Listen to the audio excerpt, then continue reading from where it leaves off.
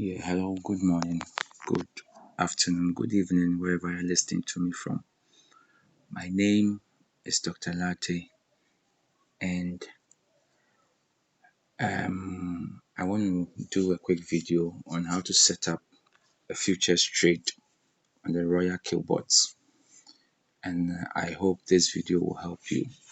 So don't forget to subscribe, like, share, and comment on this video to motivate me to do other videos for you as well. And so today I want to talk about how to set up a trade or a futures trade on the Royal Killbots. Okay, so we know that in futures trading we have two sides of the markets. We have long and then we have shorts. So two sides of the markets in futures trading. So somebody might ask that what is the difference between the two sides? So long means that you are predicting that the markets will go up, and short means that you are predicting the market will go down. So that is basically what long and short means in futures trading. And in futures trading, it's a contract trading. You are borrowing money from your exchanger to add up to your money to be able to trade on the markets. And so it comes in a form of leverage. That is what we would term as leverage. So if you hear of leverage, it means money that is added to your money to be able to trade on the futures market. So assuming that I want to do assuming I have maybe $100, or let's say my capital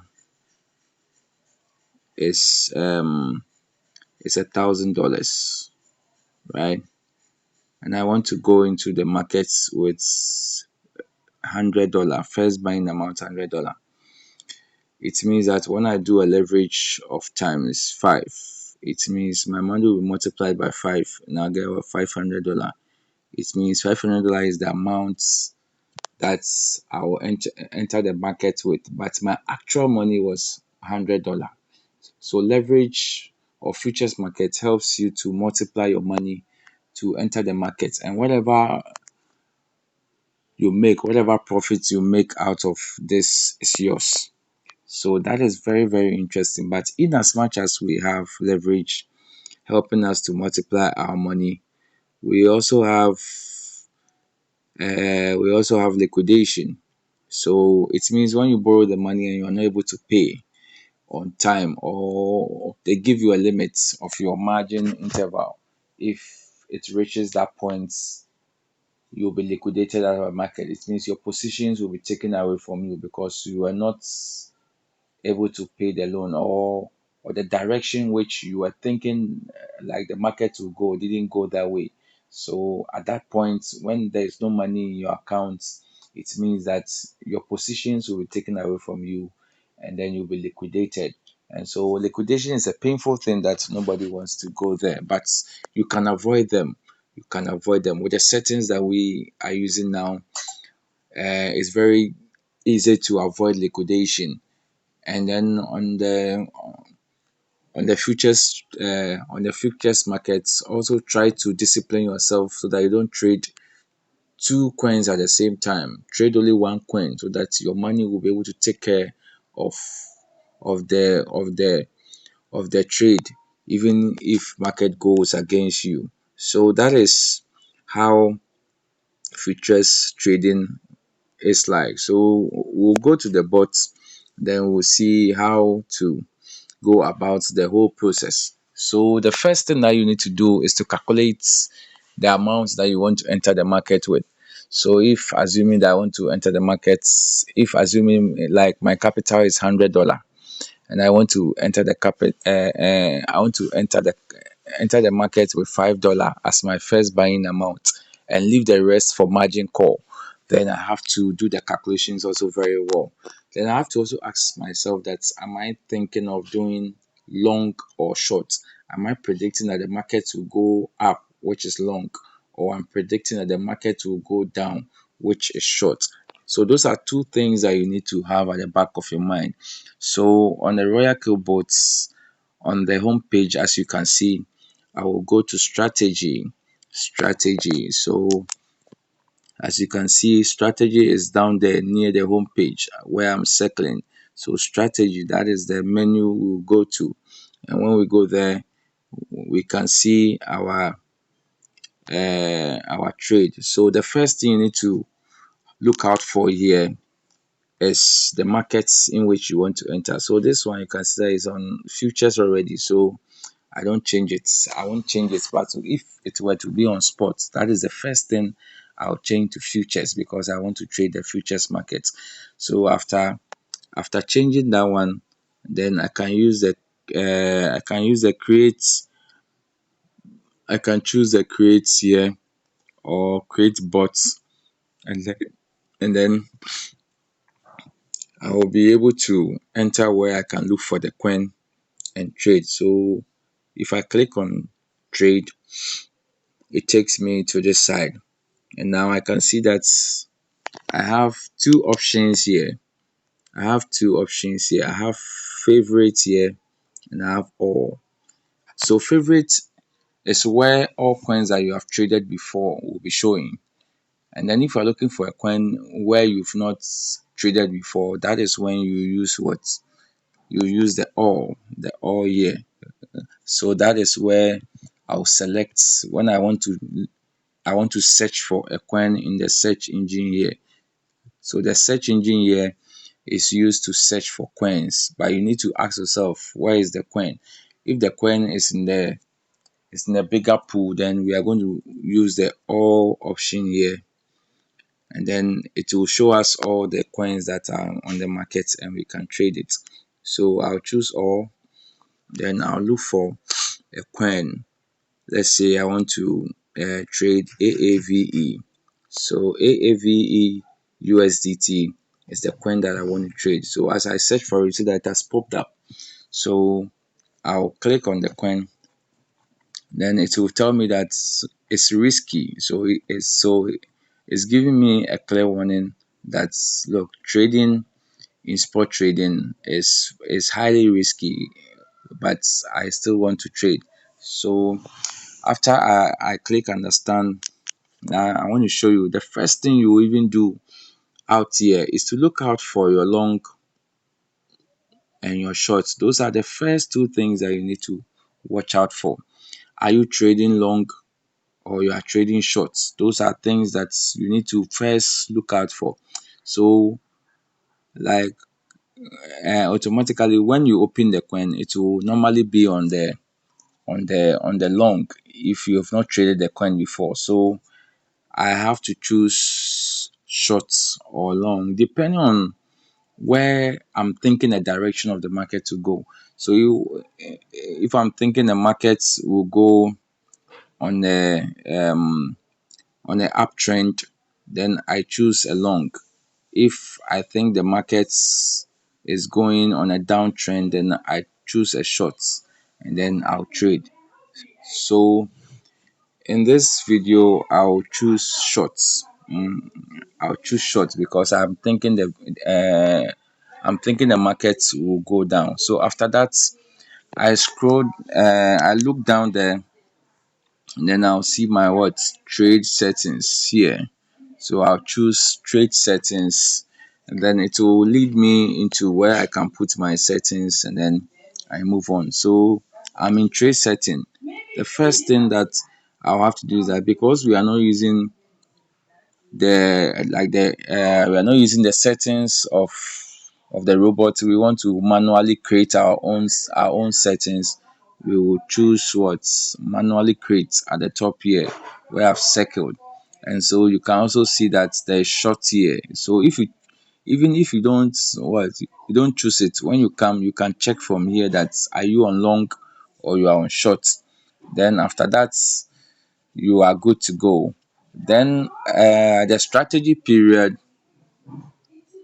we have what cycle, and then we have one shot. So in fact, we are going to choose one shot for now. So one shot is what we're going to choose. But before we choose one shot, we need to change our options to manually create. And so when we choose that, the first options that we are going to see here is our templates. We have saved a few settings for our futures trading. So we will click on the choose a strategy setting, and then we will change our or we'll choose a strategy that we want to work with. So I'll click on that. You can see I have a lot of settings here. So I'll choose the one that I've set up for what? For futures trading. So that is new future strategy. That is it. And you can see that it will pop up. The name of the strategy will pop up here and you can see it. So every time you check like which strategy you have chosen and make sure that you have the correct one before you trade.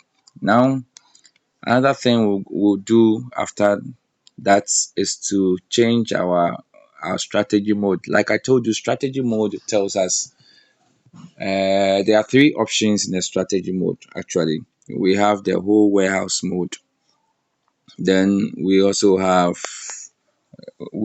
the sub-bin mode, and then we have the sub-bin real-time settlement. So the whole warehouse mode means that when we choose that setting, in case market should go against us and the robot should buy margin calls for us, it will sell all at the same time and drop the money in our account when we have gone out of the trade. Okay. And then the sub-bin mode means that it will buy in case it buys margin calls for us, it will sell it and use the money and enter the market again and buy and sell. So that one, it will also drop the profits at the end of the whole trade. And then we have the sub-bin mode real-time settlement. That's one is what we'll be using a lot, because if it buys margin calls, it will sell it out and give us the profit straight in our Binance account or in our exchanger account. So that's option is what I'm going to choose now. So you see that when I choose it, it appears here, and then so you can see it here. So always check that you are on short one, or you are on the position where you are thinking you want to go, whether long or short. Then you make sure that you check also that your strategy that you want to trade with has been selected. So those are things that you need to watch out for.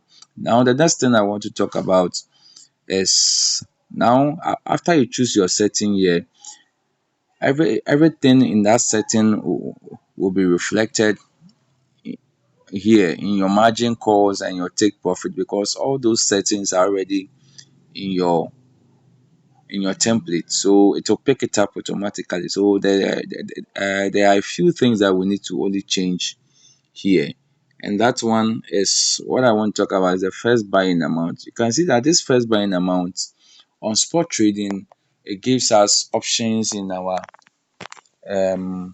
options in USDT, but in futures trading, it gives us the options of the tokens in which we are dealing with.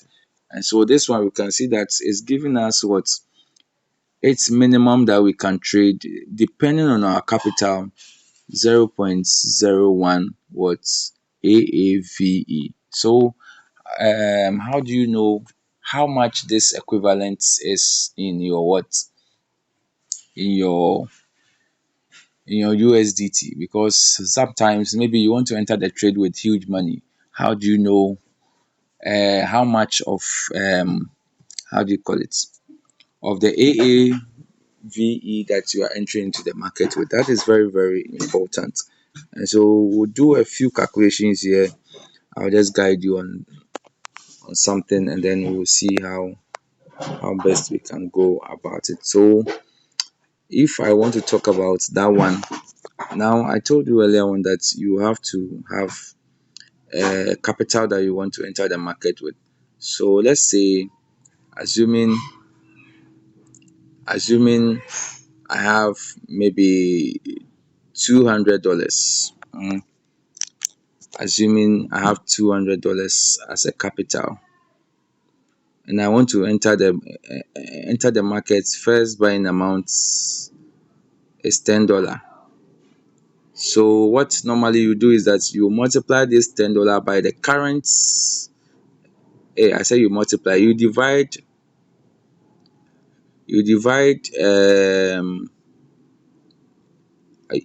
Yes, you divide the $10 by the current amount of the commodity or the price of the AAVE that you have. So let's go back and check the price of the AAVE and see. Good. So what we are going to do is that we'll go back here first. We check the price of the AAV. So we see that okay, so the price of the AAV, it keeps changing. So you need to work it out fast. So we just pick one that is closer to where it is. And so we have two 276.82. So we'll keep that in our mind, 276.82. Then we'll come back to where we'll come back to our calculations and come and do the calculations again. So we said earlier on that our capital was 200 USDT, and then we are entering into the first buying amount with $10. So $10 was divided by 276 point what 82. So that is what we are going to do the calculation. So if we do the calculation, we will have 10 divided by 276.82, and that is going to give us 0.0.036, right? So it means that this is the amount that we can enter the market with. This is the first buying amount we can enter the market with our $10 as our initial amount. So you see that when we go back into our settings, we will see that there. So let's come back to our Royal Kill, and then we enter into our trade setting again, and then we see that's around this place. Good. So the first buying amount per our capital is what we are going to input here, and that will be equivalent to our $10 USDT that we are entering to the first market with. So we have to change this amount and then to suit what we have. So always remember to check. But with Android users, that is the calculation we'll be doing. But with iPhone users, normally it calculates the amount in USDT below the amount there for you. So you just have to adjust it to suit what you want to enter the market with. So with this amount, we're going to change to 0.036, right? So it's giving me only only 2 digits after the point. So I run it up to 0.4, and that is the amount that we're going to enter the market with. Now that is how you know how much you are putting into the market, which is equivalent to how much you have here. So always let's do the calculation very well and we are good to go. Now another thing that I'll talk about, the last thing that I'll talk about in setting up the a trade for futures here is leverage. So I spoke about leverage, that leverage is borrowing money from your exchanger to add up to your money. So this is where we change our leverage. So we can have a leverage of times 1, of times 2, of times 3, of times 4, times 5. But normally we advise people to use a small leverage, maybe 3 or 5 or lesser, depending, because the higher the leverage, the higher your risk of liquidation. Don't forget that the higher your leverage, the higher your risk of liquidation. And so normally you don't want to go on a higher leverage unless you know exactly what you are doing in the market, and you have the funds to take care of your of your trading case things should go wrong against you. Remember that the market is not our friend, but the trend of the market is always our friend. And demand and supply is not in our hands. And so sometimes trades can go against you, even though you've done all your technical analysis and stuff like that. And so let's be cautious so that we don't use a higher leverage. So in this one, we can use a leverage of times 5, and then we are good to go. So it means that our $10 that we are entering the market will be multiplied by 5. So it means that we are entering into the market with $50. That is the beautiful thing about futures trading. And so we have to be careful with how we use leverage. Good. So that is basically what you do the setting. And then if you are thinking that this market will go down too much, that you want to increase your take profits here, you increase your profits, you can change your profits intake here. But normally you don't want to stay in the market too long, because maybe you are a scalper, you are one who enters market 15 minutes, you are out, or 30 minutes, you are out.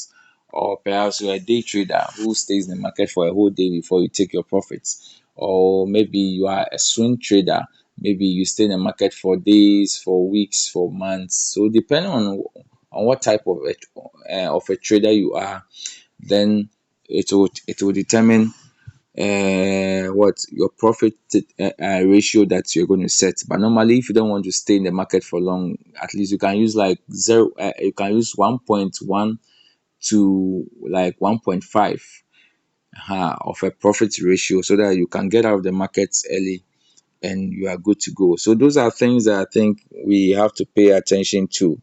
And then we save our settings. Normally we have this advanced setting here, whereby it tells us that we can enter. Yes, that is where our strategy period is. So we can see one shot also there. As you can see, one shot is also there. So we can see one shot here. So normally we'll be trading in one shot. That helps us a lot.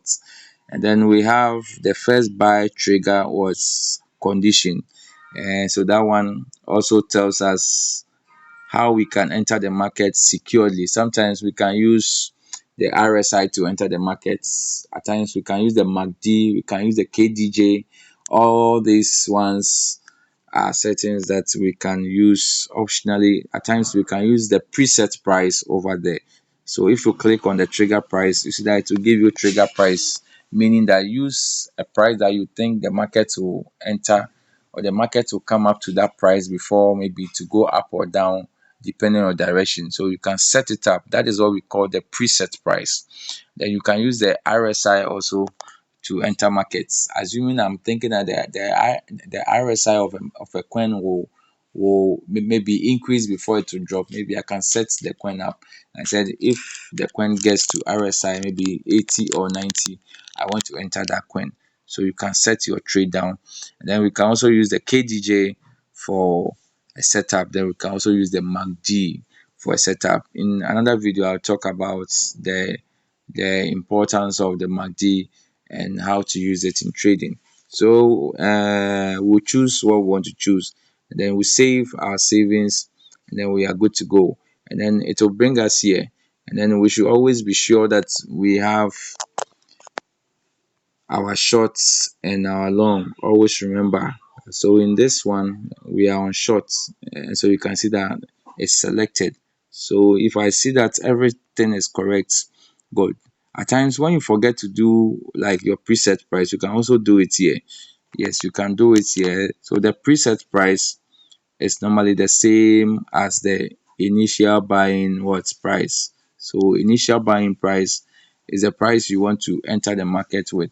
So that one you can also use this one, and make sure that your margin call here is also on.